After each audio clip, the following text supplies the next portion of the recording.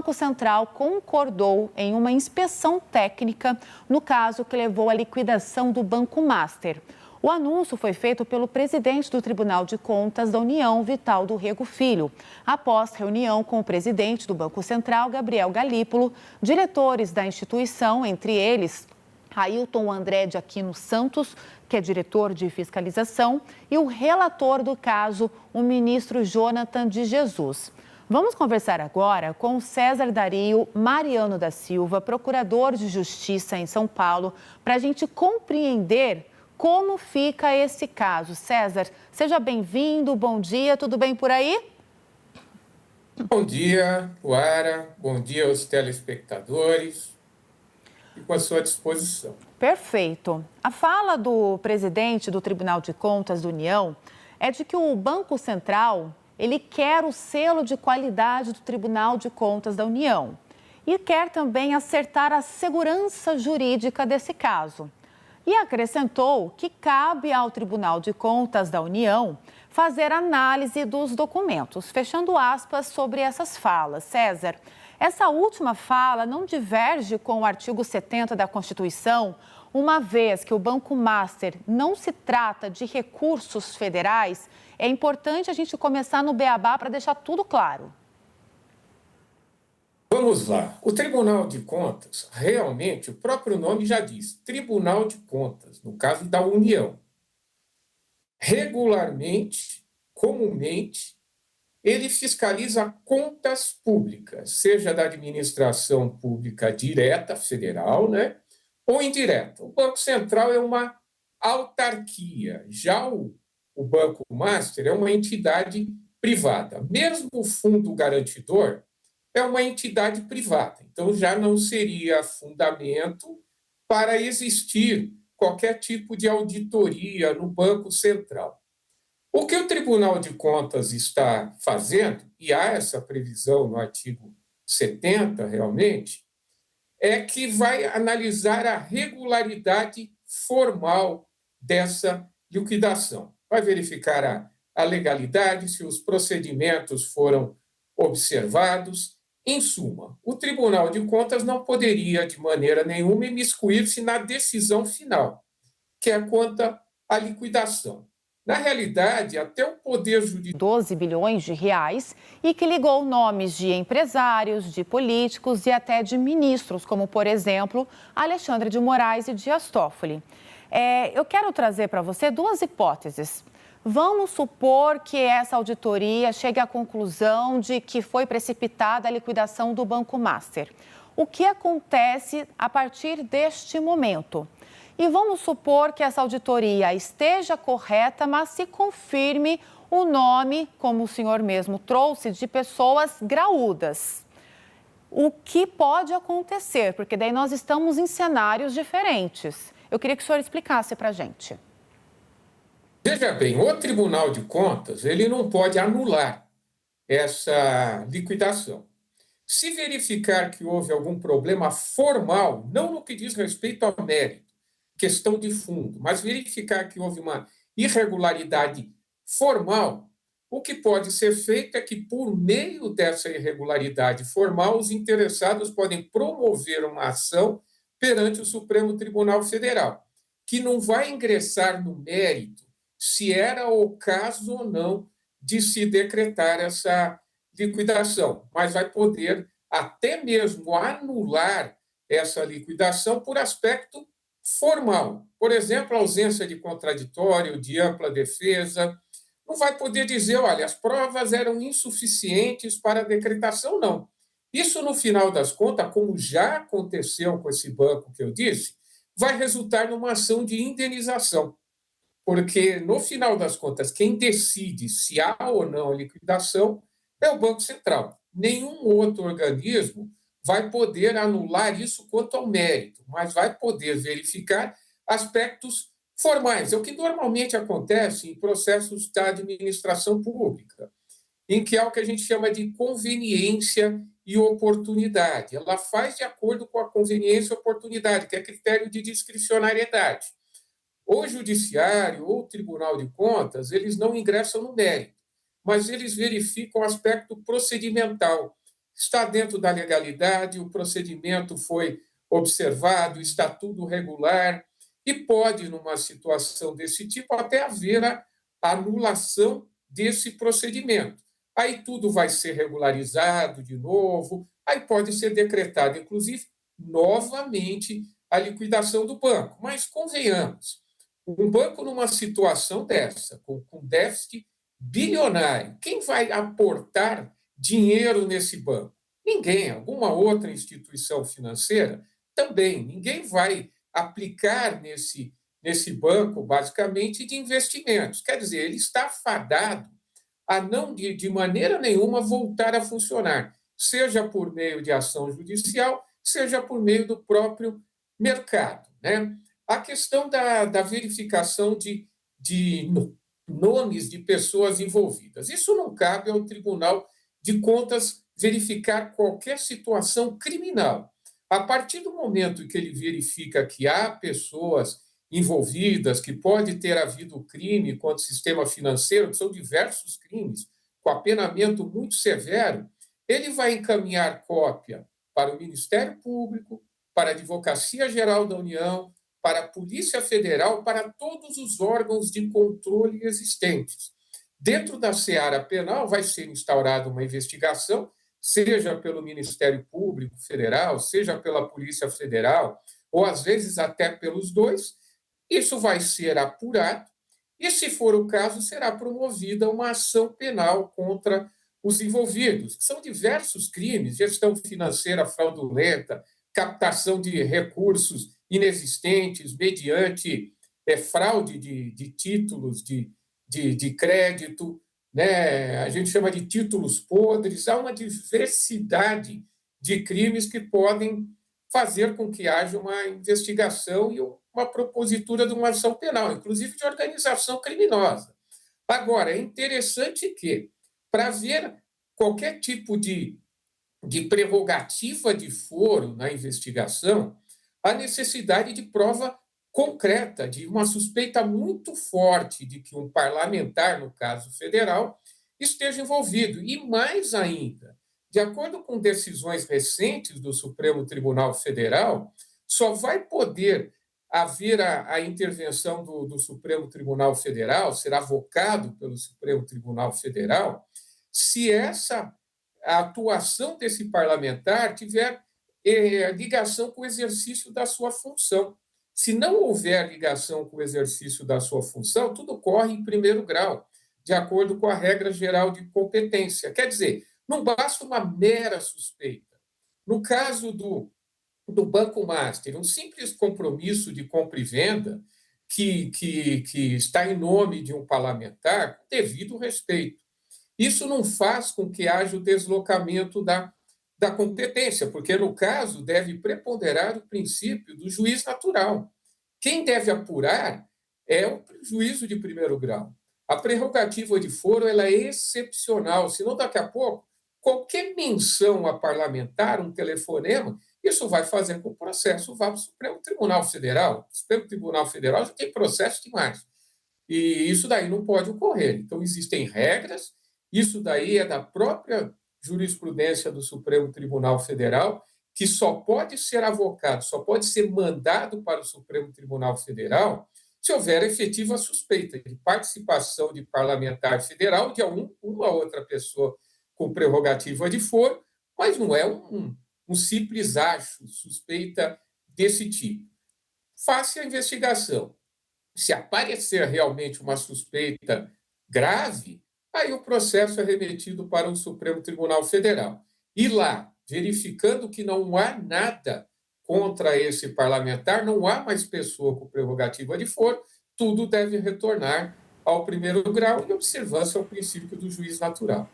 Perfeito. César, eu achei muito didática a maneira como você nos explicou o papel ali, Banco Central, Tribunal de Contas, o que pode acontecer, a diferença de foro e etc.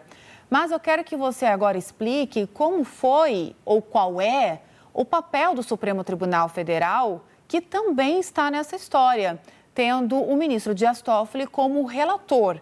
eu queria que isso também ficasse claro, só para a gente concluir essa linha de raciocínio, porque daqui a pouco a nossa analista política também vai fazer uma pergunta para o senhor. Já sabemos, então, Tribunal de Contas, Banco Central, diferença de foro. E o Supremo, por que ele entrou nessa história?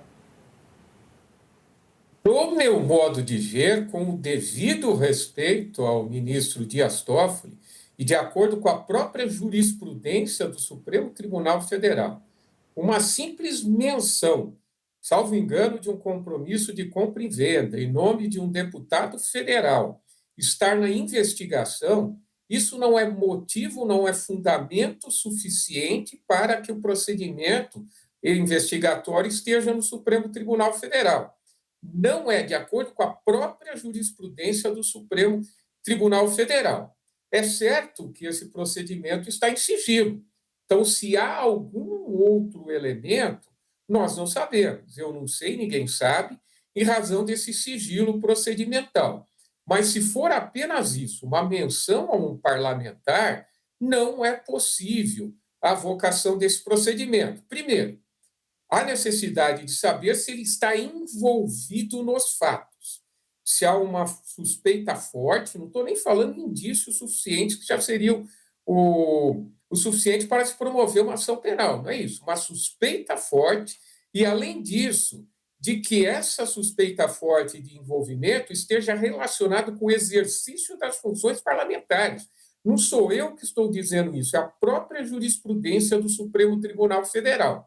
Então, não era o caso desse procedimento estar no Supremo Tribunal Federal. Deveria ter sido observado o princípio do juiz natural e o processo está em primeiro grau, porque qualquer avocação pelo Supremo, qualquer processo que tramite pelo Supremo é excepcional. A regra é que transmite em primeiro grau. Só excepcionalmente, quando houver evidentes suspeitas de envolvimento criminal, não por ser uma testemunha, de ter qualquer menção a ele, mas de envolvimento criminal, de participação nesses delitos praticados pelos controladores do Banco Master, é que haveria essa necessidade constitucional de avocação do processo, da redistribuição para o Supremo Tribunal Federal. Agora, uma mera menção não é fundamento suficiente, tem que ser algo forte, porque senão o Supremo Tribunal Federal logo, logo vai ser repositório de todos os procedimentos existentes. Da mesma maneira que para que haja uma declaração de uma suspeição, por exemplo, de um impedimento, a necessidade de provas fortes.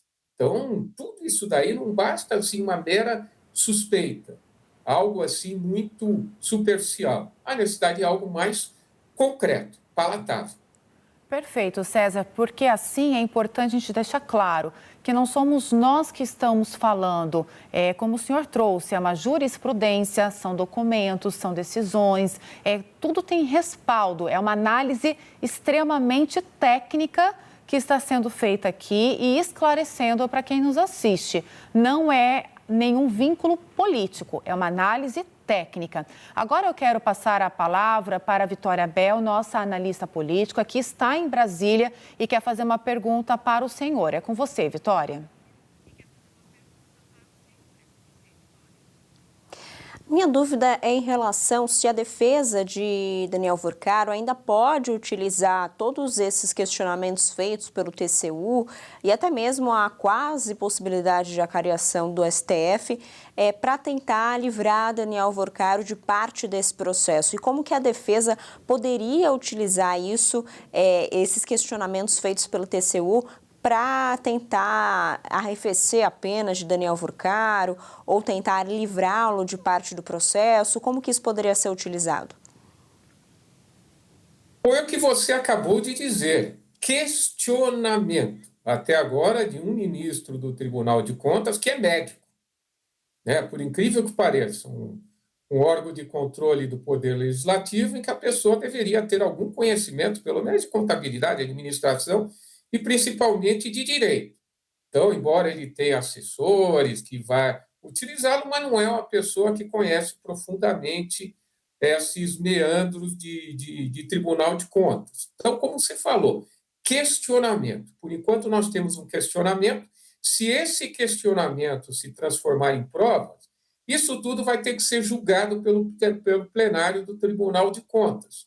Se lá nós tivermos algum tipo de irregularidade formal, vamos dizer, violação da ampla defesa, do contraditório, né? As provas não deveriam ter sido trazidos mais elementos de prova, ele pode, sem dúvida nenhuma, utilizar isso daí como uma prova indireta, né? Isso aí a gente chama de prova emprestada, seja no inquérito policial ou numa própria ação penal. Mas, por enquanto, o que nós temos são questionamentos.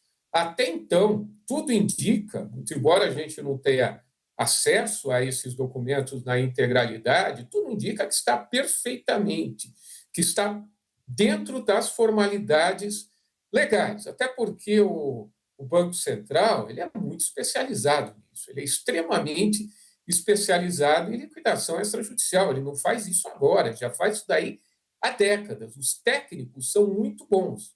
Não acredito, pelo que eu vejo em outras liquidações extrajudiciais, em procedimentos que tramitam perante o Banco Central, que nós tenhamos qualquer problema. Agora, faz parte da defesa. A defesa, obviamente, ela vai usar de todos os artifícios legais para conseguir beneficiar o seu cliente.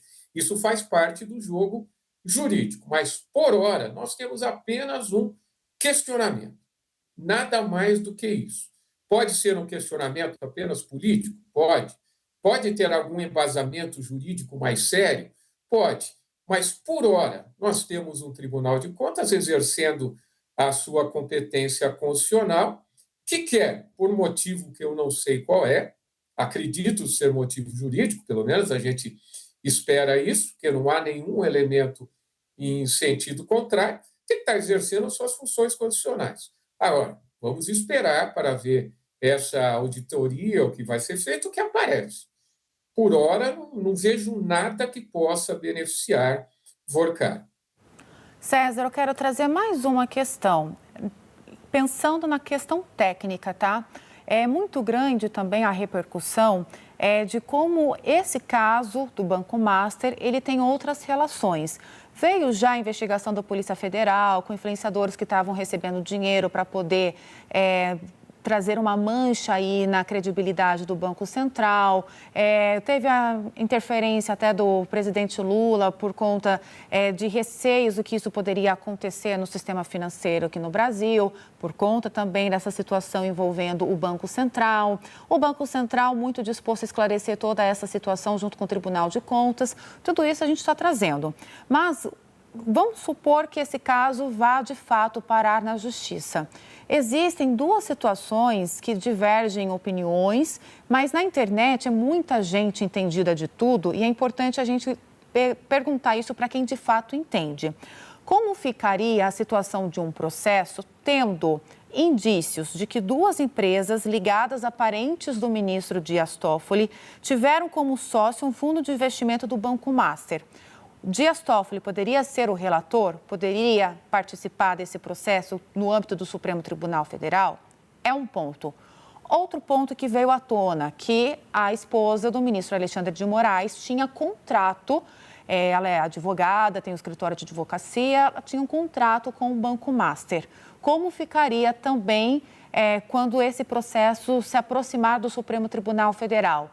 Poderia o ministro Alexandre de Moraes atuar naturalmente ou ele teria que se declarar, mesmo que ela não seja a defesa neste processo, ele teria que se declarar impedido para julgar? É importante a gente deixar isso claro também. Deixa eu pegar desde o início, tá? Porque um fato isolado pode não ser nada, mas a partir do momento que a gente pega um monte de fatos concretos, isso pode ter um significado diferente. Vamos lá. Viagem do ministro Dias Toffoli num avião particular em que ele manteve contato com um dos advogados de um dos réus do caso do Banco Master. Tá? E logo em seguida é decretado o sigilo das investigações. Primeira situação. Não estou dizendo que tem nada errado, mas eu gosto muito de citar uma frase de Júlio César.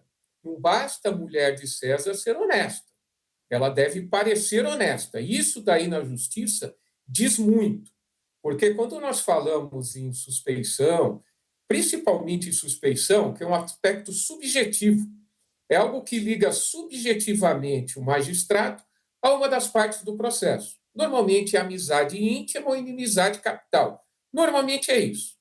Tá? Então, se há uma amizade íntima ou inimizade capital, o magistrado não pode, de maneira nenhuma, atuar no processo. Segundo, que tenha interesse no processo, que é causa de impedimento objetiva.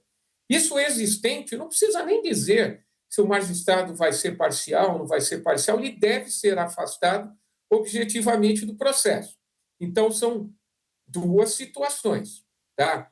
Segunda situação, o caso de citação de nome dos irmãos dele e de um primo. Isso isoladamente não é nada, porque da mesma maneira que eu falei de avocação para o Supremo Tribunal Federal, a necessidade de algumas suspeitas fortes. Por ora, não temos nenhuma suspeita no que diz respeito a isso. Mas eu vou dar um exemplo muito simples do que aconteceu comigo. Tá? Eu tive uma investigação que eu estava fazendo de improbidade administrativa, que surgiu um nome de uma pessoa que eu conhecia. Ela não era investigada, ela não era nada, mas surgiu o nome dela. Imediatamente eu passei o meu procedimento de substituto legal. Eu não sei o que ia acontecer. Eu não sei se disso adviria algo mais, em que eu me desse que eu teria que me dar suspeito. Quer dizer, numa situação dessa, se eu fosse suspeito, a partir do momento que essa prova chegou aos autos, tudo deve ser anulado, absolutamente tudo. Isso daí é péssimo, demora 2, 3 anos, aparece alguma coisa, vai ser anulado desde o início. Então, a prudência recomenda ao magistrado, quando haja qualquer situação desse tipo, que ele se dê por impedido ou suspeito, que remeta isso para o seu substituto legal, no caso do Supremo Tribunal Federal, é distribuído. Vai ter um novo sorteio. Quando é aqui onde a gente trabalha, há um substituto legal. Se não sou eu, isso daí vai para o meu substituto legal. Normalmente é um número atrás, um número antes, né, número do cargo. É isso que deve se fazer numa situação dessa, para evitar o que? As especulações que estão ocorrendo. Porque isso daí fere a credibilidade da justiça, fere a credibilidade da instituição judiciária como um todo. Por isso, há os institutos do impedimento e da suspeição. Segundo, se alguém entender que é o caso, alguém que tenha interesse, pode arguir isso, pode entrar com uma exceção, seja exceção de suspeição, impedimento. Suspeição, como eu falei, liga subjetivamente às partes. Impedimento é algo mais objetivo, diz respeito às partes, juiz e o processo. Né? Então, a pessoa atuou como advogado, tem interesse na causa, qualquer dessas duas situações impactam em algo que é essencial para o magistrado, que é a sua imparcialidade. Faltou imparcialidade a ausência do que é o que a gente chama de pressuposto processual. O processo é absolutamente nulo, tudo é nulo, a partir daquele ato em que a pessoa se deu que deveria se dar por impedido suspeito. Segundo caso, o caso do ministro Alexandre de Moraes e a sua esposa, a Viviane Barsi.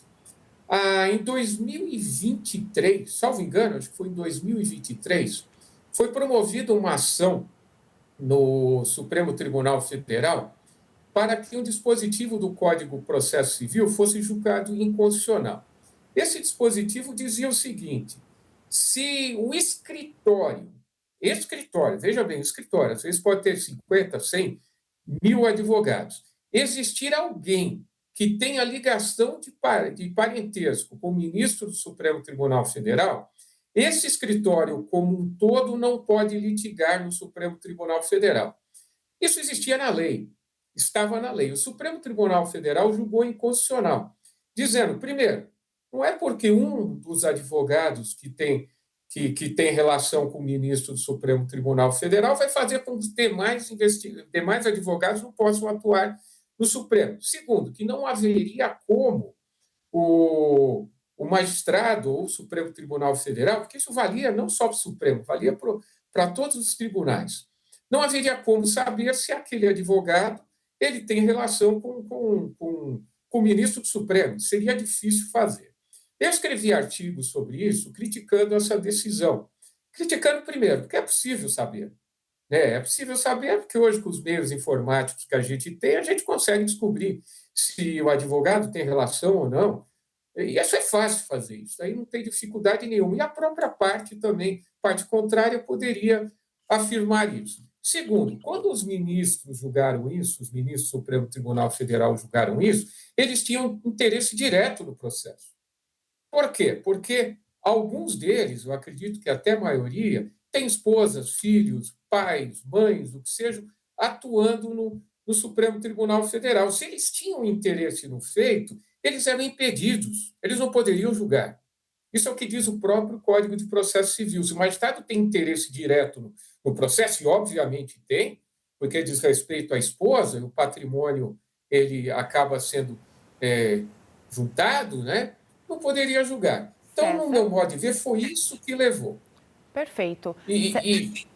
César, você quer que eu finalize isso? Por favor, porque infelizmente o nosso tempo não é muito longo e a gente conseguiu detalhar bastante. E aí eu gostaria muito de agradecer, porque o senhor praticamente nos deu uma aula para a gente compreender o que está previsto na Constituição, o que pode, o que não pode. Assim a gente cumpre com o nosso papel de informar corretamente todo mundo que está assistindo o SBT News. Eu gostaria muito de agradecer a sua participação. Conversamos então com César Dario Mariano da Silva, ele que é procurador de Justiça e também professor de Direito Penal e Processual.